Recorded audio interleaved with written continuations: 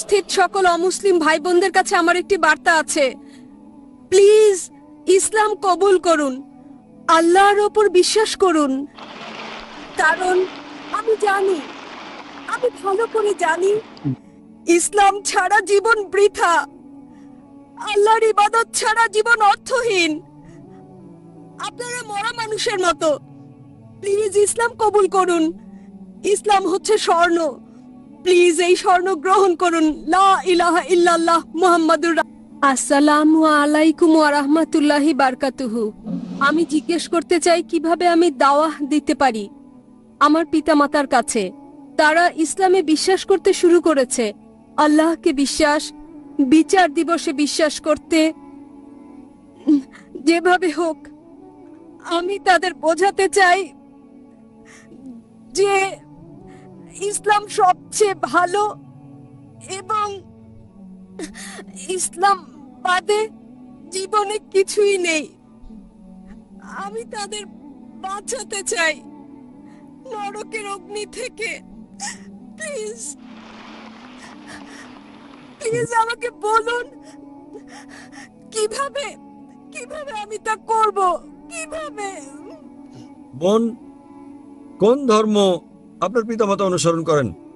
হিন্দু। হিন্দু। বোন, আপনার কাছে আমার অনুরোধ, আমি প্রশ্নের উত্তর দেওয়ার আগে, যেমন ভাই মুসা বলেছেন ইসলামে আমরা আমিরকে অনুসরণ করি, আয়োজক কমিটির চেয়ারম্যান অনুমতি দিয়েছেন আপনি অন্য আয়োজকদের ভুলে যান। যখন ডক্টর আহমেদ সারওয়ানি আমাদের অনুমতি দিয়েছেন নিচের কমিটিকে আপনার মানতে হবে না, ইসলামে আমরা আমিরকে মানি, তাহলে আমরা চালিয়ে যাব। যতক্ষণ অমুসলিমরা এখানে আছেন আমরা চালিয়ে যাব। প্রশ্ন করেছেন যে কিভাবে তিনি তার পিতামাতাকে সাহায্য করতে পারেন যারা আছেন হিন্দু, তাদেরকে ইসলামের পথে আনতে, যা তিনি বিশ্বাস করেন সত্য ধর্ম হিসেবে। বোন, দাওয়া দেওয়ার জন্য অন্যতম মাস্টার কি পবিত্র কোরআনের সূরা আলে ইমরান অধ্যায় নম্বর 3 আয়াত নম্বর 64, যাতে বলা হয়েছে এসো সেই কথায় যা তোমাদের আমাদের মধ্যে এক। প্রথম সাদৃশ্য কি? আল্লাহ নাবুদু ইল্লাল্লাহ, আমরা আল্লাহ ছাড়া কারো ইবাদত করব না। তাই আমার অনুরোধ থাকবে আপনি আমার ডিভিডি নিতে পারেন, যাতে আমি বর্ণনা করছি হিন্দু ধর্ম ও ইসলাম ধর্মের মধ্যে সাদৃশ্য নিয়ে। এই ডিভিডির উপর ভিত্তি করে আপনি কখনো আপনার পিতামাতাকে কষ্ট দেবেন না, কারণ এই ডিভিডির ভিত্তি কোরআনের আয়াত যে অভিন্ন বিষয়ের দিকে এসো, এবং ইনশাল্লাহ একবার আপনি এই ডিভিডি দেখান, যদি তারা যৌক্তিক হন, যদি তারা সত্যবাদী হন, ইনশাল্লাহ আল্লাহ তাদের সত্যের পথ দেখাবেন। প্লিজ আবার বলুন ডিভিডির নাম। ডিভিডির নাম হচ্ছে ইসলাম ও হিন্দু ধর্মের মধ্যে সাদৃশ্য সমূহ। আরো অন্যান্য ডিভিডি আছে, আমার শত শত ডিভিডি আছে, আপনি কয়েকটি পছন্দ করতে পারেন। শ্রী শ্রী রবিশঙ্করের সঙ্গে বিতর্কের ডিভিডি, পবিত্র ধর্মগ্রন্থ সমূহের আলোকে ইসলাম ও হিন্দু ধর্মে ঈশ্বরের ধারণা, এটাও বেশ ভালো। আরো ডিভিডি আছে যেমন বিশ্ব ভ্রাতৃত্ব, যাতে হিন্দু ধর্মের কথা বলা হয়েছে।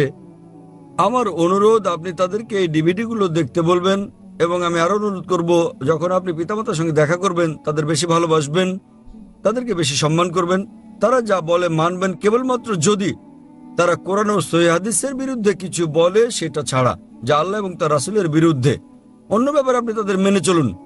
এবং আমি সবসময় ধর্মান্তরিতদের বলি, ধরুন তারা আপনাকে এমন একটা কিছু করতে বললো যা আপনি পছন্দ করেন না, কিন্তু সেটা হারাম নয় ইসলামে। উদাহরণস্বরূপ তারা বলল যে নীল রঙের পোশাকটি তুমি পরো, আপনি বললেন না মা, নীল রং তো আমি পছন্দ করি না।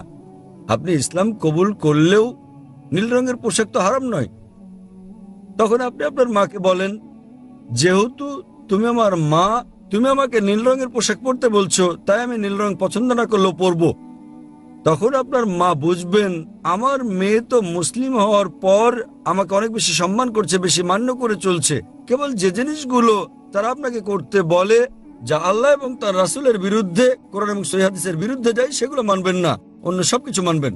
যখন তারা এই পরিবর্তন দেখবে, আমার মেয়ে আমাকে বেশি ভালোবাসছে, আমাকে বেশি সম্মান করছে, বেশি বেশি যত্ন নিচ্ছে, সে আমার বেশি খোঁজ খবর রাখছে, একটা পার্থক্য তো অবশ্যই থাকবে। সেজন্যই আমি চাই আমি আমার পিতামাতাকে এখানে আনবো বেড়াতে 1-2 মাস পর, এবং আমি অনেক খেদমত করব আমার পিতামাতার। ইনশাআল্লাহ ইনশাআল্লাহ আমরা আল্লাহ সুবহানাহু ওয়া তাআলার কাছে প্রার্থনা করব তিনি যেন আপনাকে আপনার পিতামাতাকে সরল পথে আনতে সাহায্য করেন এবং আল্লাহ সুবহানাহু ওয়া তাআলার কাছে প্রার্থনা করব যে ইনশাআল্লাহ আল্লাহ আপনার পিতামাতা উভয়কে যেন হেদায়েত নসিব করেন। ইনশাআল্লাহ। শুভ সন্ধ্যা। আমি মহেশ। আমার জন্ম 1979 সালে। হয়তো মৃত্যু পর্যন্ত আমি এখানে থাকব, হয়তো 2030 কিংবা 40 যদি পৃথিবী থাকে। আমি কেবল জানতে চাই 1979 সালের আগে পর্যন্ত আমি কোথায় ছিলাম, মৃত্যুর পর আমি কোথায় থাকব। যদি এই পৃথিবীতে থাকি একটা নির্দিষ্ট সময় পর্যন্ত, আমি তখন কার প্রতিনিধিত্ব করব? ভাই প্রশ্ন করলেন যে তিনি 1979 সালে জন্মগ্রহণ করেন এবং বর্তমানে তিনি ইউএইতে আছেন। তিনি জানতে চান পরে তিনি কোথায় থাকবেন। তিনি বলছেন খুব সম্ভবত তিনি এখানে 2030 সাল পর্যন্ত থাকবেন যদি পৃথিবী থাকে। মৃত্যুর পর তিনি কোথায় থাকবেন এবং আপনি কার প্রতিনিধিত্ব করছেন? ভাই আপনি নিজের প্রতিনিধিত্ব করছেন। যদি না আপনি করে থাকেন কোনো কারসাজি অথবা লুকানোর চেষ্টা কিছু না করেন, যদি আপনি সঠিক হন তাহলে আপনি আপনার প্রতিনিধিত্ব করছেন। 1 নম্বর পয়েন্ট, মৃত্যুর পর আপনি কোথায় থাকবেন তা নির্ভর করছে আপনি কি অনুসরণ করছেন। যদি আপনি অনুসরণ করেন সর্বশেষ চূড়ান্ত মহিমান্বিত কোরআন, মৃত্যুর পর আপনি স্বর্গে থাকবেন। যদি আপনি স্রষ্টার আইনের বিরুদ্ধে যান, সর্বশেষ চূড়ান্ত বাণী কোরআনের বিরুদ্ধে, তাহলে মৃত্যুর পর আপনি নরকে যাবেন। তবে আমি জানি না আপনি মেনে নেবেন কিনা সর্বশক্তিমান ঈশ্বরের নির্দেশ আজ যা আপনি করেছেন 1979 সাল থেকে 2012 সালের 14 এপ্রিলের মধ্যে যা কিছু করেছেন সব মাফ হয়ে যাবে। সব মাফ, শূন্য, আপনাকে মাফ করে দেওয়া হবে। তাহলে অতীতে আপনি যা কিছু করেছেন অতীতের সব মাফ হয়ে যাবে। কারণ আমাদের প্রিয় নবী মুহাম্মদ সাল্লাল্লাহু আলাইহি ওয়াসাল্লাম বলেছেন যে মুহূর্তে কেউ গ্রহণ করে ইসলাম তার আগের সব পাপ মাফ হয়ে যাবে। তাই স্রষ্টার আইন অনুসরণ করার উপর ভিত্তি করে আপনি কোথায় থাকবেন আমি বলতে পারি, কিন্তু আপনি জানেন না যে আপনি কখন মারা যাবেন। সেক্ষেত্রে যদি আপনি বলেন আপনি জানেন কি বলবো, হয়তো আমি 2030 সাল পর্যন্ত বাঁচবো, তাই 2029 সালে আমি ইসলাম গ্রহণ করব। ভাই আপনি জানেন না, এমনকি আমিও জানি না কতদিন আপনি বাঁচবেন। এবং আপনি ঠিকই বলেছেন যদি পৃথিবী থাকে, আমি জানি না কতদিন পর্যন্ত পৃথিবী টিকে থাকবে। আল্লাহ কোরআনে বলেছেন সূরা লুকমান অধ্যায় নম্বর 31 আয়াত নম্বর 34, আল্লাহ ছাড়া পৃথিবী শেষ হওয়ার সময় কেউ জানে না এই পৃথিবীর শেষ কখন। আমরা জানি না এটা কত বছর থাকবে, কত দশক থাকবে, আমরা জানি না কতদিন আপনি বাঁচবেন, আমি বাঁচবো, আমি জানি না। সুতরাং উত্তম হচ্ছে যখনই আপনি সত্য জানতে পারলেন তখনই তা গ্রহণ করেন। অতীতের সব গুনাহ মাফ হয়ে যাবে। তারপর আপনি চেষ্টা করেন অনুশীলন অনুসরণের যতটা আপনি পারেন। তাহলে মৃত্যুর পর আপনি কোথায় থাকবেন তা আপনার উপরে নির্ভর করবে। আমি কেবল আপনাকে পথটা বলে দিতে পারি। আল্লাহ কোরআনে বলেছেন সূরা গাসিয়া অধ্যায় নম্বর 88 আয়াত নম্বর 21 ও 22, আল্লাহ বলেছেন ফাযাক্কির ইন্নামা আনতা মুযাক্কির। তিনি নবীকে বলছেন তোমার দায়িত্ব বাণী পৌঁছে দেয়া, হেদায়েত দান করা আল্লাহ সুবহানাহু ওয়া তাআলার হাতে। তাই আমি আপনাকে জিজ্ঞেস করতে পারি ভাই, মৃত্যুর পর আপনি স্বর্গে না নরকে যেতে চান? আপনার মৃত্যুর পর আপনি কি স্বর্গে যেতে চান না নরকে? সত্যি বলতে কি আমি জানি না, আপনি জানেন না। কারণ আমার কাছে স্বর্গ নরক সবকিছুই এখানে। এটা আমাদের উপর নির্ভর করে। হ্যাঁ, এটা অস্থায়ী। স্বর্গ নরক আপনি জানেন অস্থায়ী। যেমন আমি আগে বলেছি কোরআনে বলা হয়েছে সূরা মুলক অধ্যায় নম্বর 67 আয়াত নম্বর 2, আল্লাযী খালাকাল মাউতা ওয়াল হায়াতা। তিনি আল্লাহ যিনি সৃষ্টি করেছেন মৃত্যু ও জীবন, যাতে তিনি পরীক্ষা করতে পারেন তোমাদের মধ্যে কর্মে কে উত্তম। এটা একটা পরীক্ষা। এই পৃথিবীতে মানুষ গড়ে 60-70 বছর বাঁচতে পারে, কেউ আবার মারা যায় 20 বছরে, কেউ 50 বছরে, কেউ বা বাঁচে 100 বছর, গড়ে হতে পারে 60-70 বছর। তাই এটা একটা অস্থায়ী জীবন। পরবর্তী জীবন অসীম। তাহলে আপনি বলছেন স্বর্গ নরক এখানেই, এবং তারপর যদি আপনি এই জীবনকে স্বর্গ বানাতে চেষ্টা করেন, বিলাসিতা করেন, জীবনকে উপভোগ করেন, মদপান করেন, তাহলে পরবর্তী জীবন হবে নরক। কারণ কোরআনে আল্লাহ বলেছেন সূরা হুদে যে যারা চাই ইহকাল, আল্লাহ তাদেরকে ইহকাল দেবেন কিন্তু পরকাল তাদেরকে দেবেন না। আর যারা পরকাল চায় আল্লাহ তাদেরকে পরকাল তো দেবেন, ইহকালও দেবেন। তাই একজন ব্যবসায়ী হিসেবে যদি কেউ বলে যে আপনাকে সামান্য জ্বালা যন্ত্রণা দেব এই 70 বছর ধরে, পরবর্তী জীবনটা তো হচ্ছে অশেষ, সেটা অসীম, সর্বদা আনন্দ। তাহলে এই জীবন 0.0001% পরবর্তী জীবনের। ব্যবসা হিসেবে আপনি কথা বলতে কিছু মনে করবেন না। ওকে, এই অল্প সময় অসুবিধায় আমি কিছু মনে করবো না, কারণ জানি অল্প সময় পরীক্ষার আগের মতো আপনার সংগ্রাম করা, আপনার রাত জায়গা, আপনি ঘুমান কিংবা অল্প ঘুমিয়েছেন এবং তারপর আপনি পরীক্ষা দিয়েছেন। সেই অল্প কয়েকটা দিনের জন্য আপনি কঠোর পরিশ্রম করেছেন যাতে ভবিষ্যতে আপনার মঙ্গল হয়। একই রকম ভাই, এই জীবন হচ্ছে পরকালের জন্য একটা পরীক্ষা। যদি আপনি হিন্দু হন, আপনি মহেশ হন, এবং যদি আপনি হিন্দু ধর্মগ্রন্থ সময় বিশ্বাস করেন, একই কথা বলা হচ্ছে বেদে। যদি আপনি ঋগ্বেদ পড়েন, বই নম্বর 10, অধ্যায় নম্বর 16, শ্লোক নম্বর 4 ও 5, এখানে বলা হচ্ছে পুনর্জন্ম সম্পর্কে। পুনর মানে পরের, জন্ম মানে জীবন, পরকাল সম্পর্কে একই কথা বলা হচ্ছে কোরআনে। তাই এই জীবনে আপনি এসেছেন এবং এর পরের জীবন, জন্ম পুনর্জন্মের, জন্ম মৃত্যু, জন্ম মৃত্যু, জন্ম মৃত্যু চক্রের কথা বেদে বলা হয়নি। এতে বলা হয়েছে পুনর্জন্মের কথা, মানে পরের জীবন যাপনে বলা হচ্ছে। তাহলে একজন প্রকৃত ভালো মানুষ এটা ভাববেন, একজন ভালো ব্যবসায়ী হিসেবে পরের জীবনটা বহু গুণ করতে থাকুন। এই জীবন ক্ষুদ্র, অতি ক্ষুদ্র, নগণ্য, 0.0001% পরের জীবনের তুলনায়। তাই জ্ঞানী ব্যক্তি হিসেবে জীবনে কষ্ট পেতে আপনি কিছু মনে করবেন না, যাতে আপনার পরের জীবনটা কাটে স্বর্গে, জান্নাতে। তাহলে ভাই, আপনি কি পরের জীবনে স্বর্গে না নরকে যেতে চান? ভাই, জি স্যার। পরের জীবনে কি আপনি স্বর্গে যেতে চান নাকি নরকে? না স্যার, আমি পরের জীবন লাভের কথা ভাবছি না, কারণ পরের জীবন লাভ করতে চাইলে যদি আমি পরের জীবন নিতে যাই তা। আপনি কি হিন্দু ধর্মগ্রন্থ সময় বিশ্বাস করেন? জি স্যার। আপনি বিশ্বাস করেন? বেদে বিশ্বাস করেন না? ধর্মগ্রন্থ নয়, কিছু পয়েন্ট। আপনি কি বেদে বিশ্বাস করেন? হ্যাঁ, তবে আমি বেদের বেশি কিছু জানি না। কিন্তু আপনি বিশ্বাস করেন এটা পবিত্র গ্রন্থ, ঠিক? কি? আপনি বিশ্বাস করেন যে এটা ঈশ্বরের বাণী? না, আমি ভাবি আমি ঈশ্বর, আপনি ঈশ্বর, সবাই ঈশ্বর। ঈশ্বর, যা হিন্দু ধর্ম বলে আকাম ব্রহ্ম স্বামী। ঈশ্বরের সংজ্ঞাটা কি?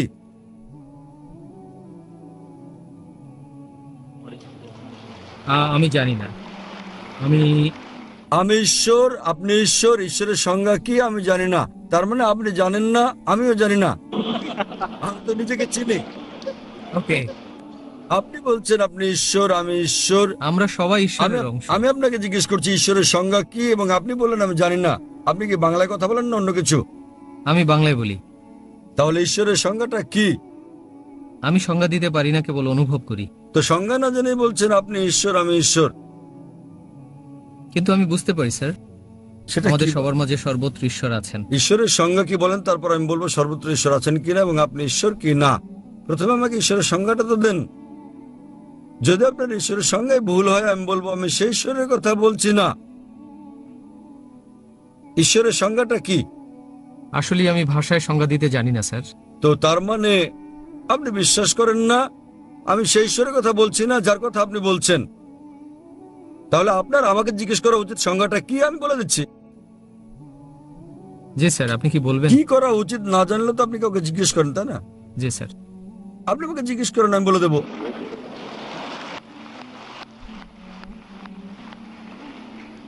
বেদ এবং উপনিষদে দেয়া ঈশ্বরের সংজ্ঞার পর আমি আসবো কোরআনে। যদি আপনি পড়েন উপনিষদ, ছান্দোগ্য উপনিষদ, অধ্যায় নম্বর 6, অনুচ্ছেদ নম্বর 2, শ্লোক নম্বর 1, एकम एविदित्यम। ঈশ্বর কেবলমাত্র একজন, দ্বিতীয় কেউ নেই। উল্লেখ আছে শ্বেতসূত্র উপনিষদে অধ্যায় নম্বর 6, শ্লোক নম্বর 9। नाचस्य कसिज जनिता न चदीपा। এটা সংস্কৃত উদ্ধৃতি, যাতে বলা হয়েছে যে ঈশ্বরের চেয়ে বড় আর কেউ নেই, তার কোনো পিতামাতা নেই। সর্বশক্তিমান ঈশ্বরের কোনো প্রভু নেই, তার চেয়ে বড় কেউ নেই, তার পিতা নেই, তার মাতা নেই। উল্লেখ আছে শ্বেতসূত্র উপনিষদে অধ্যায় নম্বর 4, শ্লোক নম্বর 19। न तस्य प्रतिमा अस्ति। মহান ঈশ্বরের কোনো প্রতিমা নেই। প্রতিমা সংস্কৃত শব্দ যার মানে প্রতিবিম্ব, ছবি, প্রতিকৃতি, ভাস্কর্য, মূর্তি। न तस्य प्रतिमा अस्ति। মহান ঈশ্বরের কোনো প্রতিবিম্ব নেই, কোনো ছবি নেই, প্রতিকৃতি নেই, পুতুল নেই, আলোকচিত্র নেই, প্রতিমা নেই, মূর্তি নেই, ভাস্কর্য নেই। একই কথা বলা হয়েছে যজুর্বেদে 32 নম্বর অধ্যায়, শ্লোক নম্বর 3। न तस्य प्रतिमा अस्ति। মহান ঈশ্বরের কোনো প্রতিবিম্ব নেই, কোনো ছবি নেই, কোনো প্রতিকৃতি নেই, কোনো আলোকচিত্র নেই, ভাস্কর্য নেই। আরো বলা হয়েছে হিন্দু ধর্মের ব্রহ্মসূত্রে एकम ब्रह्म द्योत्या नास्ते। नीना नास्ते किंचन। ঈশ্বর কেবলমাত্র একজন, দ্বিতীয় কেউ নেই, আর কেউ নেই, আর কেউ নেই, আর কোথাও। তো এই সংজ্ঞার উপর ভিত্তি করে ঈশ্বর একজন, তার মতো কেউ নেই। এবং কোরআনে আরো বলা হয়েছে সূরা ইখলাসে অধ্যায় নম্বর 112 আয়াত নম্বর 1 থেকে 4, ঈশ্বরের সংজ্ঞা হচ্ছে, कुल हुवल्लाहु अहद, বলো তিনি আল্লাহ এক এবং অদ্বিতীয়। अल्लाहु समद, আল্লাহ চিরস্থায়ী ও চিরঞ্জীব। लम यलिद वलम यूलद, তিনি কাউকে জন্ম দেননি, কখনো জন্ম নেননি, वलम यकुल लहु कुफुवन अहद। এবং তার সমকক্ষ কেউ নেই। कुल हुवल्लाहु अहद। বলো আল্লাহ এক এবং অদ্বিতীয়। মানুষ কি কেবলমাত্র আপনি একা, নাকি আমি একাই মানুষ? হ্যাঁ কি না? হ্যাঁ কি না? আমি একজন মানুষ। শুধুমাত্র আপনি কি একাই মানুষ, কেবলমাত্র একা? না না না, আমি অনেকের कुल মধ্যে একজন। हुवल्लाहु अहद, বলো তিনি আল্লাহ এক এবং অদ্বিতীয়। अल्लाहु समद, আল্লাহ সার্বভৌম চিরস্থায়ী। আপনি কি সার্বভৌম চিরস্থায়ী? আপনি কি সার্বভৌম এবং চিরস্থায়ী? না, তো কিভাবে আপনি ঈশ্বর হতে পারেন? আমি চিরস্থায়ী নই, আমি কিভাবে ঈশ্বর হতে পারি? लम यलिद वलम यूलद, তিনি কাউকে জন্ম দেননি, তাকে কেউ জন্ম দেয়নি। আপনাকে কি জন্ম দেওয়া হয়েছে? আপনি কি জন্ম নিয়েছেন? আপনি জন্মেছেন কি না? হ্যাঁ। তাহলে কি করে আপনি ঈশ্বর হবেন? এমনকি আমি জন্ম নিয়েছি, আমি কি করে ঈশ্বর হই? আপনার কি সন্তান আছে? আমি জন্ম দিয়েছি, আমার সন্তান আছে। আপনার সন্তান আছে? হ্যাঁ, কিভাবে আপনি ঈশ্বর হতে পারেন? वलम यकुल लहु कुफुवन अहद। তার সমকক্ষ কেউ নেই। আসলে তার মানে আপনার আমি যা ঈশ্বরের বলছি- সংজ্ঞা ভুলে যান। আপনি ঈশ্বর সম্পর্কে যা বলেছেন, আমি আমার দেয়া ঈশ্বরের সংজ্ঞা বলছি। ঈশ্বর সম্পর্কে আপনি যা বলেছেন তা এখন ভুলে যান। সেটা হতে পারে গড, হতে পারে ছোট হাতের জি। আমি ছোট হাতের জি দিয়ে গডের কথা বলছি না যা আপনি বলছেন। আমি বলছি বড় হাতের জি দিয়ে গড। তিনি কেবলমাত্র একজন, তিনি সর্বশক্তিমান, তিনি চিরঞ্জীব। তিনি কাউকে জন্ম দেননি, তাকে কেউ জন্ম দেয়নি, তার সমকক্ষ কেউ নেই। এই সংজ্ঞার উপর ভিত্তি করে আপনি নিজেকে ঈশ্বর বলতে পারেন কি? আমি কি নিজেকে ঈশ্বর বলতে পারি? চাইলে আপনি পারেন। আমি আপনাকে জিজ্ঞেস করছি, আপনি কি জন্মেছেন? বলছেন হ্যাঁ। যদি আপনি ইচ্ছে করেন আপনাকে উন্মাদ বলা হবে। না স্যার, আমি যা বলছি সেটা আপনার আমি দেয়া- ঈশ্বরের অংশ। আপনি বলছেন একমাত্র ঈশ্বর না, আমি অনুভব করি আমি এর অংশ, বৃহৎ ঈশ্বরের। আমরা সবাই তার অংশ। হতে পারে আমরা আলাদা হয়ে গেছি, যেমন সেটা পৃথিবী আপনার দেয়া ঈশ্বরের সংজ্ঞা, সেটা বেদের ঈশ্বরের সংজ্ঞা নয়। এটা ঈশ্বরের সংজ্ঞা নয় যেটা আছে কোরআনে। তাহলে আমি বলি এই ঈশ্বর এক ভিন্ন ঈশ্বর। আমি সেই ঈশ্বরের কথা বলছি না যেটা আপনি বিশ্বাস করেন। আমি সেই ঈশ্বরের কথা বলছি যাকে আমি বিশ্বাস করি। তিনি এক, তিনি সবকিছুর অংশ নন। আপনার ঈশ্বর আপাতত ভুলে যান, পাশে সরিয়ে রাখুন। ফাইন, যে ঈশ্বরের কথা আপনি বলছেন তাকে আপাতত সরিয়ে রাখুন। আমি আমার ঈশ্বরের সংজ্ঞার কথা বলছি। আপনি বুঝলেন? তিনি কেবলমাত্র একজন, তিনি সর্বশক্তিমান। আপনি কি সর্বশক্তিমান? আপনি কি সর্বশক্তিমান? না, সর্বশক্তিমান নই। তাহলে আপনি ঈশ্বর নন। আমি যার কথা বলছি, যে ঈশ্বরের কথা আপনি বলছেন সেটা বাদ দেন। ওকে, ঠিক আছে, আমি আমার ঈশ্বরের কথা বলছি। তাহলে লা ইলাহা, কোনো ঈশ্বর নেই, সব মিথ্যা দেবতারা ভুল, আপনি তাদের বাদ দেন। আমি সঠিক সংজ্ঞার কথা বলছি। যদি কেউ বলে যে 2 + 2 = 5, এই সমীকরণ বাদ দেন। ঈশ্বর যার কথা আমি বলছি, সত্তা যার কথা আমি বলছি, তিনি একক, তিনি সর্বশক্তিমান, তিনি চিরঞ্জীব। তিনি কাউকে জন্ম দেননি, তাকে কেউ জন্ম দেয়নি। তিনি জন্ম নেননি, তিনি কাউকে জন্ম দেননি, এবং তার সমতুল্য কেউ নেই। তিনি কেবলমাত্র একজন। আপনি কি এরকম একজন ঈশ্বরে বিশ্বাস করেন?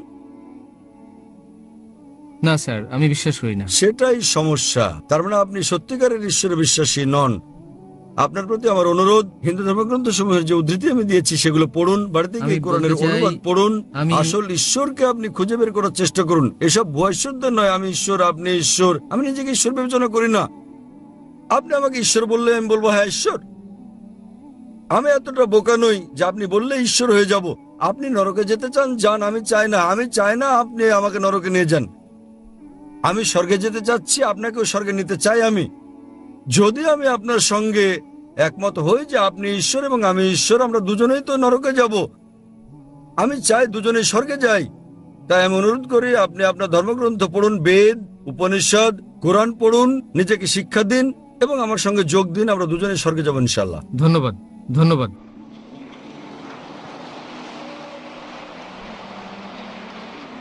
ভাই, আসসালামু আলাইকুম। আমার এক বন্ধু আপনাকে একটি প্রশ্ন করতে চান। কোরআনে ইহুদি ও খ্রিস্টান ধর্মের মতো হিন্দু ধর্মের ব্যাপারে কোনো লাইন বা শব্দ আছে কিনা? ভাই প্রশ্ন করলেন যে কোরআনে কোনো আয়াত আছে কি না যাতে নির্দিষ্ট করে হিন্দু ধর্মের কথা বলা হয়েছে, যেমন এতে বলা হয়েছে ইহুদি ও খ্রিস্ট ধর্ম সম্পর্কে? আমার কোনো আয়াত জানা নেই, কোরআনে এমন কোনো আয়াত নেই যাতে নির্দিষ্ট করে হিন্দু ধর্ম সম্পর্কে বলা হয়েছে, যেমনটা বলা হয়েছে খ্রিস্টান ধর্ম ও ইহুদি ধর্ম সম্পর্কে। তবে কোরআন বলছে সূরা রাদ অধ্যায় নম্বর 13 আয়াত নম্বর 38-এ কোরআন বলছে, लिकुल्ली अजलिन किताब। প্রত্যেক যুগে আমি ওহী পাঠিয়েছি।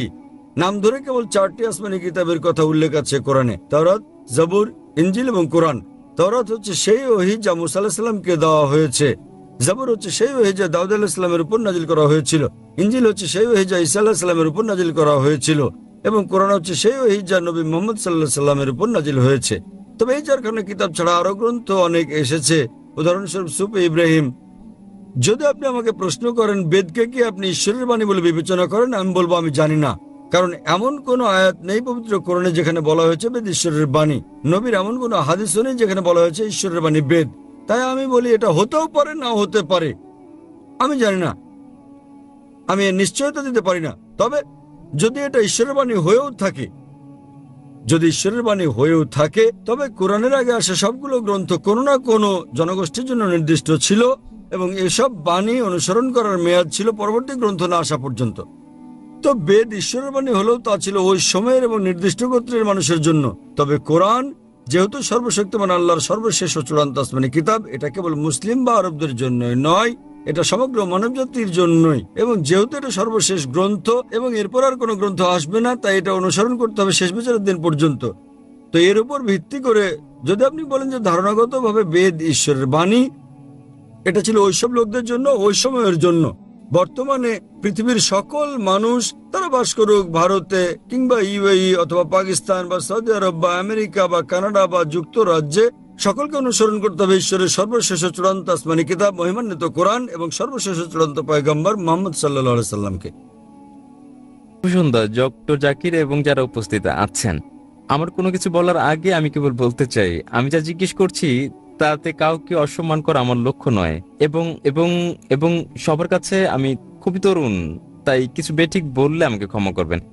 আমার প্রশ্ন হচ্ছে, যতদূর আমি দেখেছি এবং জেনেছি, আমার চতুর্পাশে আমি দেখেছি ইসলাম প্রতিমা পূজায় বিশ্বাস করে না। তাই আমি জানতে চাই প্রতিমা পূজায় বিশ্বাস না করার কারণ কি? এটা আমার প্রথম প্রশ্ন। ভাই প্রশ্ন করলেন যে তার বিশ্বাস মতে ইসলাম প্রতিমা পূজায় বিশ্বাস করে না। কেন ইসলাম প্রতিমা পূজায় বিশ্বাস করে না? যে কারণে ইসলাম প্রতিমা পূজায় বিশ্বাস করে না তা হচ্ছে এটা নিষিদ্ধ। পয়েন্ট নাম্বার 1, আপনি ঈশ্বরের প্রতিমা বানাতে পারেন না। ঈশ্বরের প্রতিমা বানালেন আপনি ঈশ্বরকে অবমাননা করলেন। ধরেন আপনি প্রতিমা বানালেন এবং ধরেন প্রতিমাটা পড়ে গেল, প্রতিমাটার কি হলো? সেটা ভেঙে গেল।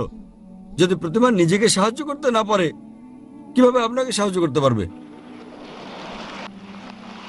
স্যার, কিন্তু এখানে আমার পয়েন্ট হচ্ছে, যদি ঈশ্বরের প্রতিমা থাকে সেটা আসল ঈশ্বর না হতে পারে যিনি বিরাজমান, কিন্তু এটি আমাকে তার প্রতি উপাসনায় সহায়তা করে, প্রার্থনায় মনোযোগ বাড়িয়ে দেয়। যদি এটা সাহায্য করে আসল প্রার্থনায় মনোযোগ বাড়াতে, আপনার কি ধারণা এটা কি ঠিক? ভাই বলছেন যে সে প্রতিমা যদি ঈশ্বরের প্রতি মনোনিবেশে সহায়তা করে সেটা কি তার জন্য ভালো নয়? কিন্তু ঈশ্বর যখন বলছেন আমার প্রতিমা বানিও না, তবুও কি আপনি বলবেন এটা স্রষ্টাকে মনোনিবেশে সাহায্য করে? এটা কি ঠিক না ভুল? যদি আপনি ঈশ্বরকে ভালোবাসেন তাহলে তাকে মান্য করবেন কিনা? যদি আপনি ঈশ্বরকে ভালোবাসেন তাকে মানতে হবে। ধরুন আপনি একটা কোম্পানিতে কাজ করেন এবং বস আপনাকে বলছেন যথাসময়ে অফিসে আসুন, আপনাকে ঠিক 10টায় আসতে হবে। আপনি বলবেন না, আমি যদি 11টায় আসি আমি ঘুমাবো, আরো ফ্রেশ থাকবো, আমি 11টায় আসবো। সেটা কি ঠিক না ভুল? সেটা ভুল। এরপর কিছু লোক আসলো 10টায়, কেউ 11টায়, কেউ বা আবার আসলো 12টায়। না কিন্তু আপনি জানেন আমি ভালো কাজ করতে পারি। কেউ আসলো 1টায়, আবার কেউ আসলো 2টোর সময়। আপনার কি ধারণা কোম্পানিটি ভালো চলবে? না, আমি আমার বসকে খুব ভালোবাসি। বস বলছেন যথাসময়ে আসুন, মানে 10টা। যদি আপনি বসকে ভালো না বাসেন তাহলে আপনি দেরি করে আসতে পারেন আর রেজিস্টারে লিখে দিতে পারেন আমি ঠিক সময় এসেছি। এটা হচ্ছে প্রতারণা। তাই আল্লাহ স্পষ্ট করে বলে দিয়েছেন কোরআনে যে প্রতিমা পূজা করা নিষিদ্ধ।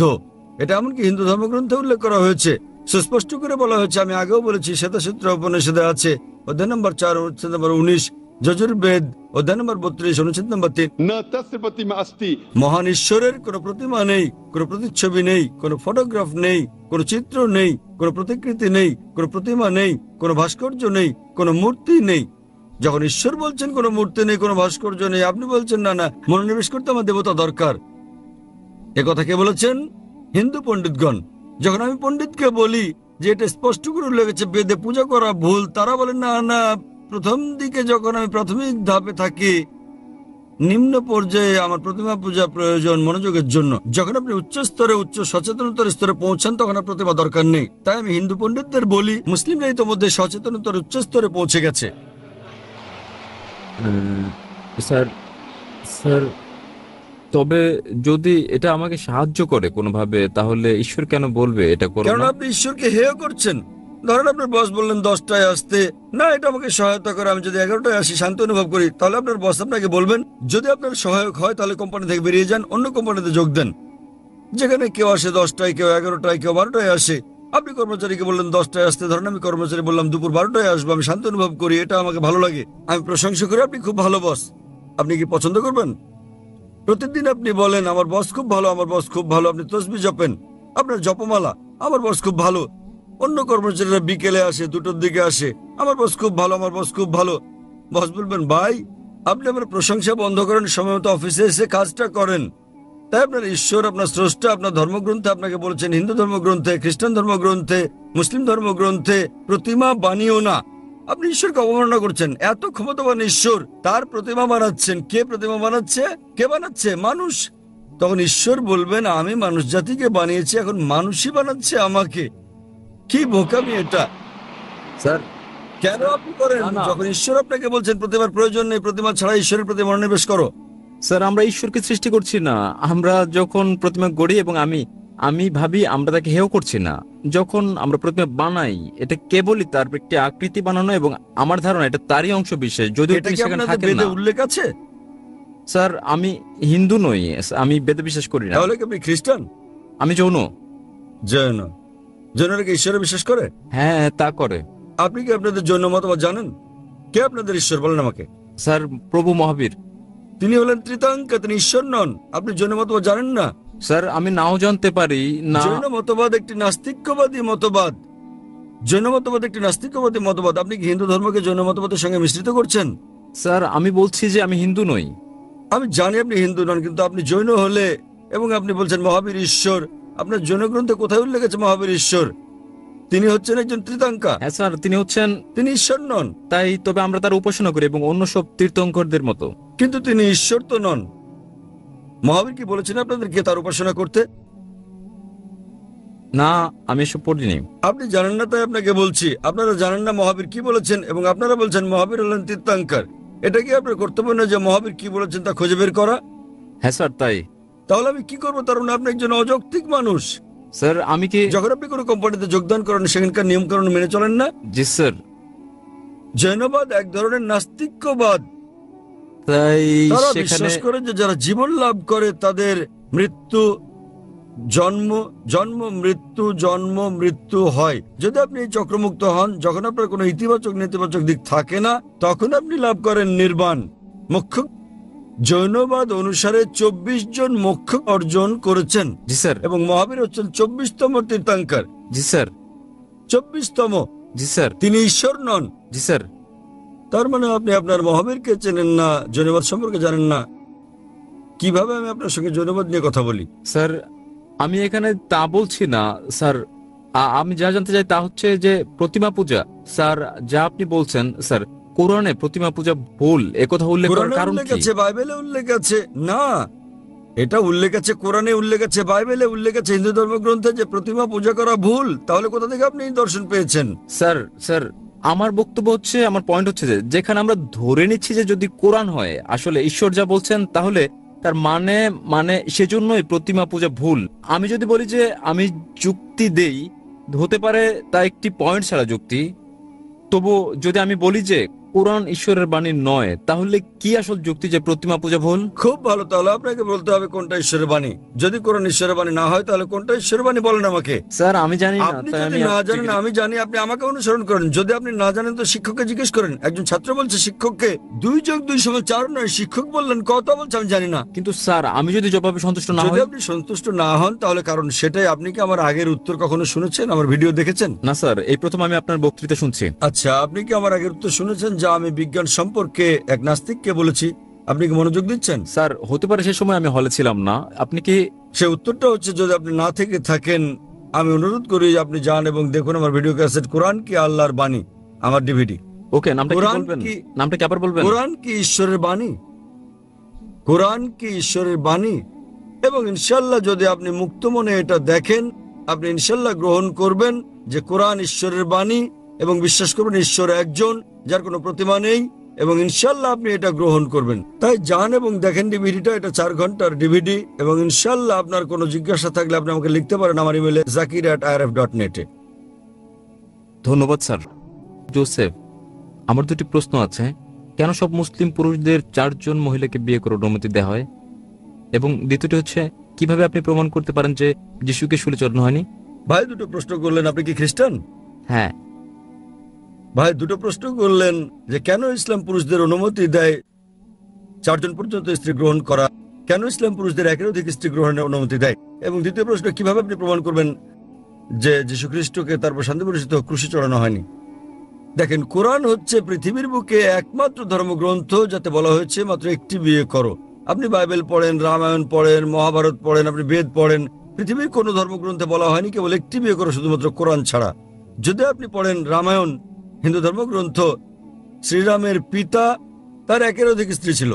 যদি আপনি মহাভারত পড়েন, শ্রীকৃষ্ণ তার কতজন স্ত্রী ছিল? 4, 10, 1000, 10,000, তার ছিল 16,108 জন স্ত্রী। তাহলে শ্রীকৃষ্ণের 16,108 জন স্ত্রী থাকতে পারলে মুসলিমদের সর্বোচ্চ 4 জন থাকতে পারবে না কেন? আপনি যদি পড়েন ওল্ড টেস্টামেন্ট, এতে বলা হয়েছে যে সুলেমানের তার উপর শান্তি বর্ষিত হোক 700 জন স্ত্রী ছিল, ইব্রাহিমের তার উপর শান্তি বর্ষিত হোক 3 জন স্ত্রী ছিল। তাহলে ওল্ড টেস্টামেন্ট বলছে আপনি যত খুশি বিয়ে করতে পারেন। একই রকম বলা হয়েছে নিউ টেস্টামেন্টে যে আপনাকে ওল্ড টেস্টামেন্ট মানতে হবে। তাহলে হিন্দু ধর্ম, খ্রিস্ট ধর্ম, ইহুদি ধর্মে আপনি যত খুশি বিয়ে করতে পারেন। পরবর্তীতে যা হয়েছে, চার্চ বিধিনিষেধ আরোপ করেছে যে খ্রিস্টানরা মাত্র একটি বিয়ে করবে। এটা পরবর্তীতে রাব্বি গেরশম ইয়াহুদা একটা আইন জারি করেন এবং বলেন ইহুদিরা কেবল একটি বিয়ে করবে, অন্যথায় আগে তারা বিয়ে করত যার যত খুশি। এটা হচ্ছে ইন্ডিয়ান পেনাল কোড। ভারতে 1954 সালে একটি আইন জারি করে হিন্দু বিশেষ বিবাহ আইন আওতায় হিন্দুদের মাত্র একটি বিয়ে করা উচিত, কিন্তু ধর্মগ্রন্থে কোনো বাধা নেই। তার মানে যিশু জীবিত ছিলেন। চার্চ আপনাদেরকে যা বলছে সেটা ভুল। আপনি কি চার্চ না যীশু খ্রিস্টকে তারপর শান্তি পরিষদকে বিশ্বাস করবেন? বাইবেল বলছে যিশু মারা গেছেন। কোথায় বলেছে? আমাকে রেফারেন্স দেন। আমি না না এই ব্যাপারে আমি জানি না। কিন্তু আপনি জোনার নিদর্শন সম্পর্কে জানেন, হ্যাঁ কি না? হ্যাঁ। মাছের পেটে জোনা মৃত ছিলেন না জীবিত ছিলেন? জীবিত ছিলেন। তাহলে যীশু খ্রিস্টের কি পৃথিবীতে জীবিত না মৃত থাকা উচিত? কেন এটা বাইবেলে উল্লেখ নেই যে তিনি জীবিত ছিলেন? এটা উল্লেখ আছে। কোথায় বলা হয়েছে তিনি মারা গেছেন? এটা ধরে নেওয়া হয়েছে। রোমান সৈন্যরা ভেবেছিল তিনি মারা গেছেন। তারা একটা এলাকায় সন্ধান করে, তারা সন্ধান করলেও তিনি জীবিত ছিলেন। তাই যদি আপনি দেখেন আমার ভিডিও ক্যাসেট, যীশু খ্রিস্ট কি সত্যি ক্রুশবিদ্ধ হয়েছিলেন, এখানে অনেক প্রমাণ রয়েছে। আমি আপনাকে একটা প্রমাণ দিচ্ছি। যীশু খ্রিস্ট তারপর শান্তি পরিষদ বলেননি আপনারা জানেন আমি মৃতকে প্রাণ দেই, তাই আমি ঈশ্বরের একজন লোক। তিনি সব ডিমকে এক ঝুড়িতে রেখেছিলেন। জোনা জীবিত না মৃত প্রশ্নে আপনি বললেন জোনা জীবিত ছিলেন, তারপর শান্তি পরিষদ। তাহলে যীশু খ্রিস্টকে অবশ্যই জীবিত থাকতে হবে। কেন বলছেন তিনি মারা গেছেন? শুধুমাত্র যাজক বলেছেন তাই? তাহলে আপনি কি যাজককে বেশি বিশ্বাস করেন না বাইবেলে? আমি বাইবেলে বিশ্বাস করি। আপনি যীশু খ্রিস্টকে তারপর শান্তি পরিষদ বেশি বিশ্বাস করেন না যাজককে বেশি বিশ্বাস করেন? আমি যিশুকে বিশ্বাস করি। যীশু খ্রিস্ট তারপর শান্তি পরিষদ বলেছেন যেহেতু জোনা ছিলেন মাছের পেটের ভেতরে, তাই মানব সন্তানকে থাকতে হবে মাটির গভীরে। তাহলে জোনা মৃত না জীবিত ছিলেন? জোনা জীবিত ছিলেন। যীশু খ্রিস্টকে তাহলে জীবিত থাকতে হবে। জীবিত না মৃত? বাইবেল বলছে তিনি মারা গেছেন এবং জীবন ফিরে পেয়েছেন। বাইবেলে কোথায় বলা হয়েছে? আমাকে খুঁজতে হবে। তবে আমি আপনাকে বলছি গসপেল অব ম্যাথিউ অধ্যায় নম্বর 12 অনুচ্ছেদ নম্বর 38, জোনার নিদর্শন আপনি জানেন তো না? জানি। সে সময় তিনি মৃত না জীবিত ছিলেন? জীবিত তাহলে ছিল। যখন আপনি জানেন জনদর্শন এবং আপনি জানেন না কোথায় বলা হয়েছে তিনি মারা গেছেন, আপনাকে মানতে হবে যা লাল কালিতে লেখা আছে। অনেক কিছু রয়েছে যা উল্লেখ করেছেন পল, যা যীশু খ্রিস্ট তারপর শান্তি পরিষিত হোকের উক্তির অংশ নয়। যদি আপনার জানা থাকে রেড লেটার বাইবেলের মতো কিছু আছে, রেড লেটার বাইবেল মানে যীশু খ্রিস্ট তারপর শান্তি পরিষিত হোক যা বলেছেন তা লাল কালিতে লেখা। যদি আপনি কালো কালিতে লেখা কিছু আমাকে বলেন, আমি বিশ্বাস করবো না। কেন? সেটা যীশু খ্রিস্ট বা ঈসা আলাইহিস সালামের বাণী নয়। আপনি অগ্রাধিকার দেবেন যীশু খ্রিস্টকে তারপর শান্তি পরিষিত হোক না পলকে? যীশু খ্রিস্টকে। আমি আপনাকে যে উদ্ধৃতি দিচ্ছি লাল কালিতে লেখা, গসপেল অফ ম্যাথু, নোট করুন, গসপেল অফ ম্যাথু অধ্যায় নম্বর 12 অনুচ্ছেদ নম্বর 38। তাই আমাকে কালো কালির লেখা কোনো উদ্ধৃতি দেবেন না। এই ভুল প্রমাণের জন্য আমাকে লাল কালিতে লেখা একটা উদ্ধৃতি দিতে হবে, অর্থাৎ যা যীশু খ্রিস্ট বা ঈসা আলাইহিস সালাম নিজে বলেছেন। আমি আপনাকে অনুরোধ করি বাড়িতে যান, বাইবেল পড়েন, এবং যখন আপনি বুঝতে পারবেন ইনশাল্লাহ আপনি সত্য খুঁজে পাবেন। ধন্যবাদ। ওকে, গুড ইভিনিং সবাইকে। আমার নাম কেলভিন এবং আমি একজন প্রহরী। আজ আমি এখানে এসেছি কারণ আমার 6টি সন্দেহ রয়েছে, যেগুলো আমি বিশ্বাস করি যদি আমি এগুলো সঠিক জবাব পাই, আমি প্রস্তুত আছি ধর্মান্তরিত হতে এবং ইসলাম কবুল করতে।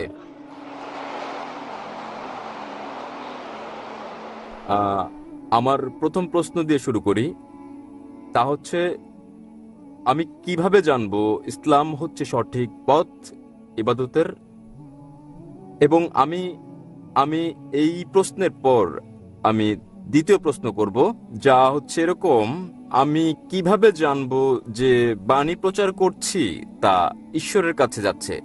ওকে, আমার তৃতীয় প্রশ্ন হচ্ছে, যখন থেকে আমি ডক্টর জাকির নায়েকের কথা শুনছি, আপনি আগেই বলেছেন এবং আপনি প্রচার করেছেন কোনো পথ নেই জান্নাতে যাওয়ার মুসাকে দেয়া নির্দেশনা কঠোরভাবে মেনে চলা ছাড়া। বর্তমান বিশ্বে মিডিয়ার সঙ্গে চ্যালেঞ্জ রয়েছে। আমাদের জীবনে যা আসে তা সবটাই আপনি জানেন। বর্তমান দিনে কিভাবে আমরা এই নিয়ম মেনে চলি এবং ঈশ্বর কি আপনাকে ক্ষমা করবেন যদি আপনি বারংবার ভুল করেন ও ক্ষমা চান? ভাই দুভাগে প্রশ্ন করতে চান, তিনটি 6টি প্রশ্ন করতে চান।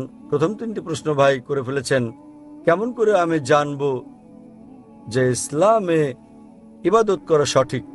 এটা বোঝা যেতে পারে ইসলামে কিভাবে আমরা ইবাদত করি সেটা কি ঠিক, অথবা এটা বোঝাতে পারেন যে ইসলাম কি সঠিক ধর্ম। আপনি কি বোঝাতে চান? আপনি জানতে চান কোনটা ইসলাম ইবাদতের ধারণা সম্পর্কে, সেটা কি ঠিক নাকি?